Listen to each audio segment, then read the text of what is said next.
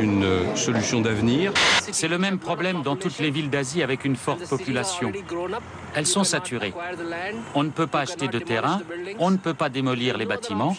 La seule option, c'est de grimper en hauteur et de créer des routes à plusieurs étages. Ça éviterait aux gens de repasser par le sol. J'adorerais avoir une autoroute, mais on n'en a pas en Inde. La baisse aurait dû être de 4 centimes d'euros. En fait, elle s'est limitée à 0,2 centimes. Inadmissible pour la ministre de l'économie qui veut convoquer les pétroliers. Si nous ne recevons pas les explications appropriées qui justifient le non-respect de l'engagement des pétroliers, alors nous prendrons des mesures. Oh God, I must be dreaming. Time to get up again and time to start up again.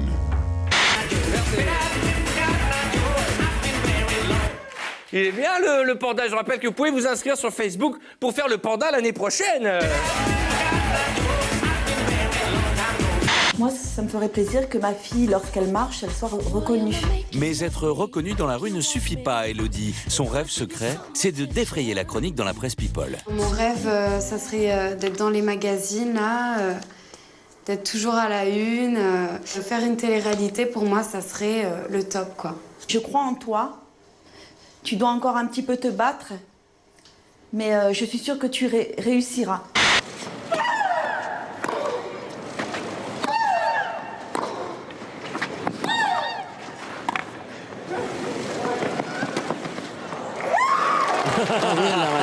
L'univers du tennis, d'abord, c'est des interdits, beaucoup de règlements, beaucoup de lois pour moi.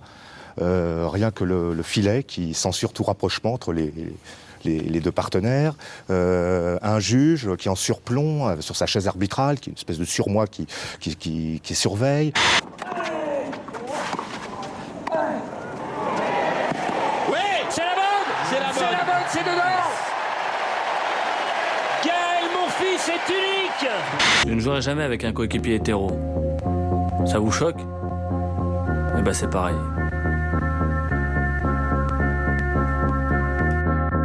Laissez tomber l'homophobie, c'est réservé aux petites tarlouses. Moi j'ai des fesses propres, moi. Lui, il n'a pas si propre que ça. C'est des grandes phrases, je ne comprends pas ce que ça veut dire, Giuseppe. Ça veut dire quoi? Moi, je suis très sain, plus que sain. Je bois pas, je fume pas. Donc moi, j'ai une belle image, une très belle image même. Que lui n'a sûrement pas. Et soyez plus clair, Giuseppe, on comprend pas. Qu'est-ce que ça veut dire, j'ai les fesses propres? Bon, moi, je me tape que des femmes, lui, il se tape pas que des femmes. Time Magazine, je traduis. Sexe, mensonge, arrogance, qu'est-ce qui fait agir les hommes de pouvoir comme des porcs? Pour tous les nouveaux députés, entrer à l'Assemblée nationale est une épreuve initiatique. Mais pour les femmes, semble-t-il, il y a très souvent un petit plus, une sorte de bizutage sexuel. Autrefois et naguère, il était interdit d'interdire, et aujourd'hui, il est interdit même de masser les pieds. Si vous voulez, donc les libéraux et libertaires sont devenus de nouveaux pudibonds. Ce serait risible si ce n'était détestable. Dans le Figaro magazine de cette semaine, vous avez un épisode qui racontait d'un ancien ministre qui s'est fait poisser à Marrakech dans une partouze avec des petits garçons. Bon, probablement nous savons tous ici de qui il s'agit. Très sincèrement pas. Moi je le sais, et je pense que je ne suis pas le seul.